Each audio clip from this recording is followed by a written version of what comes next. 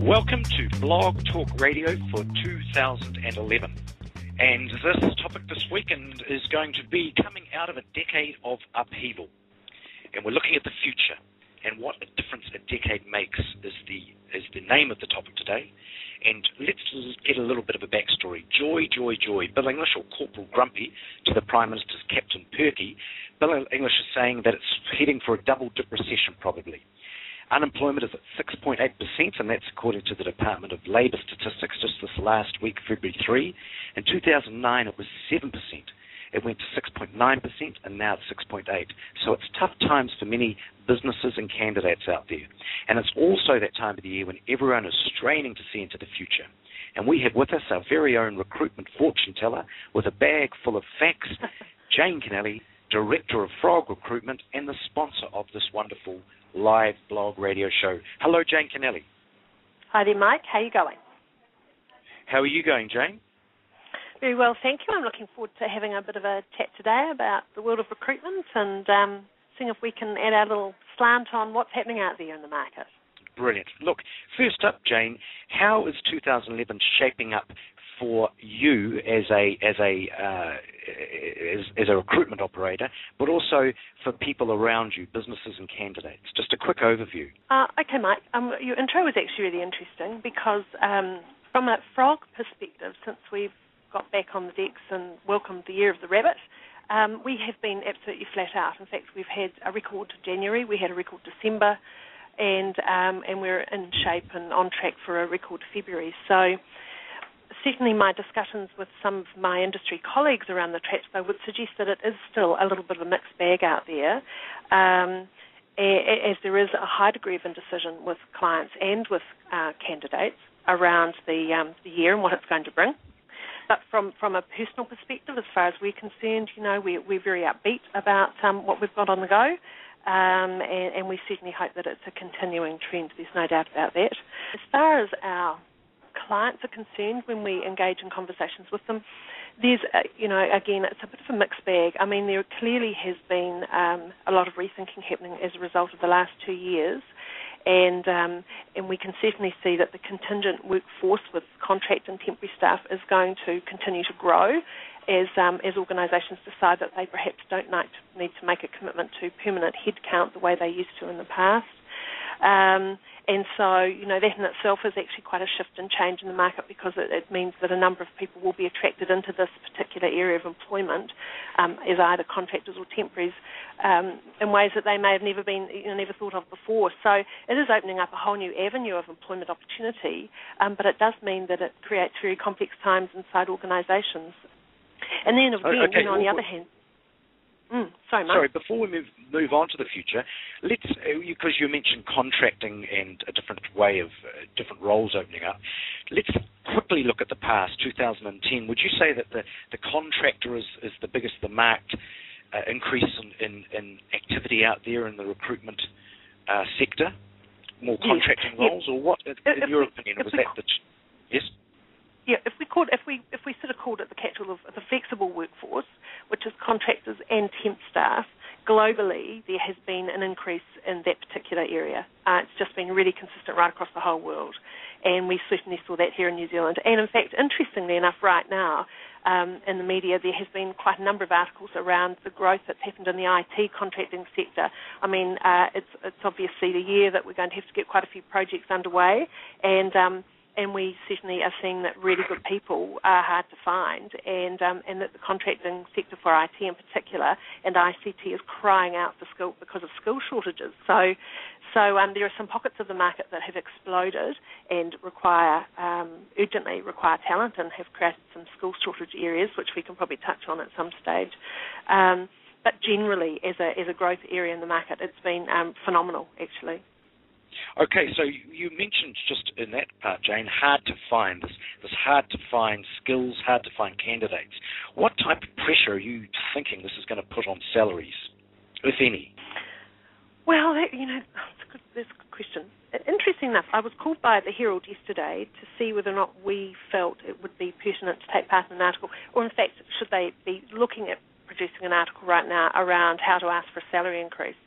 And our response to that was actually maybe that is a little premature at this time of the year, particularly this year, because we certainly see that organisations are very budget conscious. They haven't got a lot of latitude, and it looks like the salary constraints are going to be here for some time, which does increase pressure inside organisations and managers as they're trying to retain their staff. You know, it does create quite a difficult kind of a market and set of circumstances for people to manage.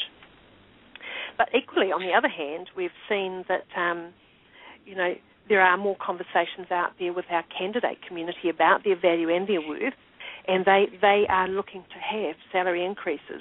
And with one particular position we placed recently, the individual was offered, I think, just around the 100K mark. It was a marketing management position in one role, and ended up being given an opportunity on 130,000. So a similar role, marketing manager. So there's some real discrepancies out there in the market that could cause some problems. But I think, you know, our best advice would be for organisations, employers, to really keep their ear to the ground. There are some great surveys online, and just to make sure that this isn't something that blindsides them, you know, that they are aware of what's going on, what's being paid, and why, so that they at least have got an idea around predicted salary movements, or you know, other ways and benefits that they can keep their staff engaged. So it's not about being rash, it's about being really careful, but it's also about, you know, not being silly over, you know, a mere $3,000 if you're going to actually end up employing someone that could make a dramatic impact to your business. Right, and you just mentioned mid-marketing level type roles, which are skilled, educated people. Let's say the average age of 28 to 35, I would say. Have you anecdotally any facts to back up what the newspapers are writing about the schools starting to leak again across to Australia? Well, yeah, I mean, yes. I mean, we certainly know that just even from the flows and ebbs of our own candidate community, which is now quite. I mean, we've been building our candidate community for 8 years, so it's pretty deep, and it's across 6 key career areas at Frog, and so we know from the updates and the communications and the conversations we have with people that the bright lights of, you know, another country are definitely calling them. And having just been there last week and being involved with some recruitment research, we can certainly see that the drift towards Australia, for example, is very evident. And the other thing I think that has become quite clear, and it's probably more so through my work with the Workchoice Trust, of which I'm chairperson, is that some glaring skill shortages are becoming apparent in the New Zealand market. And you know, so if we're contending with the fact that we've got people drifting overseas, then it translates the fact that we must be starting to train the people and prepare them for some new careers and certainly some roles that almost don't even exist at the moment, with knowledge management and so on. So there's a real challenge, I think, for employers to also, you know, continue the pressure which they're under anyway, but to really look at training and upskilling their staff in a way that will help them offset some of the skill shortages that are going to become apparent and, in fact, already are apparent in our market, Mike, but will become more pronounced and amplified in the next couple of years. ICT is one. You know, right. That is definitely one. Okay, so really, if you're dealing with companies and employers, in your opinion, what are the top 3 or 4 things that are keeping them awake at night, do you think, in 2011? Okay. Well, from our perspective, knowing that, you know, we're experts in recruitment, so that's our view of the world, and so the conversations that we have with our employer groups are around their talent. How do they find and attract the very best candidates that they possibly can to their organisation? And at the end of the day, you know, businesses are run by people, and having great people on your team can really make a significant impact on your business. So it stands to reason that the attraction and sourcing of high caliber talent is something that we are questioned on and talk about, of course, every single day. And part of the secret to success there is encouraging organisations in that particular area to really do some preparatory work around workforce planning, and instead of just sort of having the old kind of, oh, she'll be right and I'll think about it when it comes sort of mentality, really actively looking out over the next couple of years and saying, okay, you know, what are the strategically important roles in this business? Where is my business at risk? what do I need to be looking for by way of future skill sets, and start doing the planning now. There's nothing more comforting than having a really great blueprint to help direct your energies and to give you, a pathway forward as far as talent's concerned. So I think the talent attraction and sourcing is definitely an area that is probably keeping some employers awake. And particularly from the perspective now that it's become so sophisticated with talent communities that they really are quite a tricky bunch. They're very sophisticated, they are savvy, technologically they're very sound, they want to have great jobs with great companies, they care about who they work for, and they don't want to be, they want to be settled with brands and employer brands that they feel really proud about. And so the days of not really focusing too much in those areas are fast disappearing as our very discerning candidate group starts to decide, no, I don't want to work there. And we do hear those conversations now with candidates. They do research on the net, they look at the website and they see whether or not it's contemporary and up to date. They have a look at the career site and have a look and see if it's even New Zealand centric. They have a look at, they'll read annual reports. They really do go to a huge amount of research now to get a good feel for an organisation, because that's somewhere where they'll be parking their sort of bottom on their chair every single day, and they want to work for attractive employers who really genuinely care about them, and I think I'd go so far as to say the community as well. So with that in mind, it's how to be attractive, and it's how to make sure that the employer brand that you are involved with, that it's authentic and it's real. And I think from the conversations we have, certainly with our HR community, these are the things that do keep them awake at night time, because it just is. It's just a fact at the moment. Employer branding, attraction, sourcing, it's huge on the agenda, and it will continue to be so as the market gets tighter and tighter. So that's one. Another one that I think obviously goes hand in hand with that really is retention. You find them, then you've got to keep them. And we're certainly seeing, and it's great news really, a lot more energy and a lot more investment going into the retention of employees inside organisations. So increased use of benefits, more socially engaging activities, broader use of social media. We came across a great little tool over in, I think we were at the Australasian Talent Conference last year, called yammer.com, which is, it's like having your own internal Facebook site, really. We've got it here at Frog, and we use that to chat to each other all day, every day, about anything that's actually not work-related. And we also have some business tools on there as well, so that people do find quite a compelling reason to go there every single day. And large corporates across the US, and in fact I did hear that one of the banks here in New Zealand is using it as well, are using yammer.com, because it just creates such natty dialogue. It creates a really neat way to post photos and to be real inside an organisation. And it's a free application, that you can download. And before you know it, you've connected your entire organisation in a way that you could never have done before. And they're the sorts of engaging things that do make a difference, I think. So retention is right up there. In fact, it probably is the number one that gets you sort of going at 4 a.m. in the morning, I would have thought. Okay, so we've just brought up what you are doing with things like yammer.com. So you as a recruiter, what skills with this, if as we've called him, if Corporal Grumpy is right with the double-dip recession, and it's going to be a particularly tough year for companies, what skills do recruiters need to lift their game in 2011 to meet the challenges of the employers? Well, I think, the recruitment industry is a very mature industry, but by golly, it's undergoing a huge amount of change at the moment. And the biggest, most significant change really has been the increase in social media and development of social recruitment. I mean, it's been phenomenal. It's revolutionised our industry much the same way as the invention of the telephone did.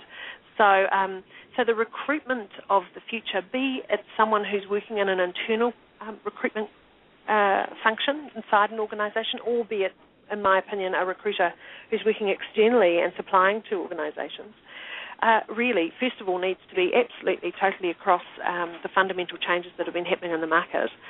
I mean, candidates want to be communicated with in a certain way. They are a very connected community, and they are very keen to be engaged in a way that actually suits them, and we understand that would be the case. Therefore, as recruiters, we've got to be able to embrace new technologies and new ways of talking to people. This isn't just happening in New Zealand, it's happening on a global scale as the recruitment industry worldwide comes to terms with new channels and new ways of interacting with people. From my perspective, if I talk about the new recruitment DNA, as we tend to call it around here, that I'd like to see, it certainly is, it's that savvy operator who engages everyone in the organisation in the process of recruitment, and that's top to bottom. The senior executives of an organisation should not be exempt from talent quests and talent search. In fact, they are the ones that probably, through their networks, can really introduce some wonderful individuals inside their organisations. The savvy recruiter needs to be technically competent, and they've got to be really curious. They've got to want to know what's going on out there in the world. They need to be able to investigate things, research things, and it helps if they've probably got a little bit of a creative bent. So it's this new kind of skill set that's been developed that's all around connecting confidence, so that it's a proactive positioning as opposed to just being highly reactive. And that, for me, is the change that I've seen most dramatically in the last few years, is how we now move to, instead of being reactive, we are very proactive in a whole range of the activities that we're involved with. And we also have absolutely room for the reactive fishing expedition when we're trying to lure someone in and capture them when they're not even thinking that they're looking for a job. But a lot of the work that we're involved with now is very proactive, and a lot of it's under the radar. It's not how loud is your message, but just how perfectly pitched is your message in the right direction. So anyway, contacting confidence, I think, connecting confidence, I think, is really vital. And these are, as I said, the curiosity. It's the people who have got their own network that's developed. They're usually quite social beings, so they'll have a wide network, and they actually add value to their network as well by producing pieces of information, be it a blog or an article or even just, a book they've been reading that other people will find of interest. So they actively engage. So they're not just sitting there as a spectator on the side. They are actively engaged and talking to and kind of getting their head around what it's all about, because we all know about as much as each other, so there's nothing better than being involved, boots and all, I feel. And that probably brings it, to the next really vital part for the new recruiter of the future, and that's having network leverage ability. If you're building great networks and you're engaging with them well, then that really becomes an incredibly valuable community for you to be working with, and they in turn will identify with you really clearly. So I suppose this is where the notion of personal brand gets built. This is where people can actually put a stake in the ground and have conversations about things they feel really strongly about. But it's connecting with influencers, it's using social media really well, and it's even using the good old telephone. It doesn't have to be all online or face-to-face, but performing it to a way that it almost becomes an art form as opposed to the science of recruitment.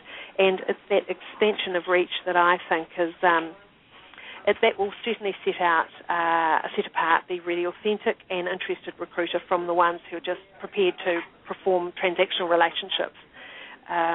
Very clearly, actually. It's that trust. It's building trust. It's developing that with people. And there's probably one more area, I suppose, that we have focused on, and that's been able to actually, and it seems quite strange, but having the confidence to sell opportunities.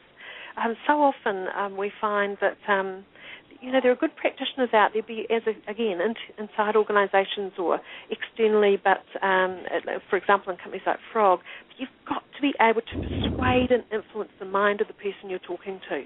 And that's about knowing what makes you tick, and it's really knowing about what makes your clients tick, absolutely understanding what their requirements are both now and for the future, and then starting to engage people and sell them on a concept or a dream that they might be able to achieve. And that can be done in a myriad of ways. That can be done through blogs and through email and so on and so forth. But it is that ability to be able to sell and make people think that you really are on their team for them. Key for me, key for us. Okay, so just before we wrap it up, Jane, I'd love to talk to you just very quickly about the candidate, the person who really is the centre of this transaction, you know, they're very hard to find for some, but some are being made redundant at the moment. So after dusting up his or her resume, how do you think the rules of engagement in 2011 are going to change, if at all, for the candidate in this transaction? Right, well, that's really interesting. I mean, the first thing we would say, and are saying to candidates at the moment, is, you know, make sure you're on LinkedIn. And many people are these days, but LinkedIn is a really unique, it's a recruiter's dream too, but it's a unique opportunity to promote yourself in a business-to-business network environment. So it shouldn't be overlooked. And apparently, I think statistically, only 1.8% of people on LinkedIn have their security settings set at such a level that you can't actually view their details. So it really is a phenomenal opportunity for people to promote themselves. And we are constantly hearing wonderful stories about individuals who've been approached about opportunities and are quite blown away by it. So you know, it's definitely something not to forget about at all. But I think that the things we would say to candidates are that they need to keep relevant, know what's happening in their industry, if they're out of work, you know, to see if there's anything that they could be involved with, even in a volunteer capacity, just to keep them feeling motivated and positive, because there's nothing worse than that sort of desolate feeling of just honestly not knowing what to do.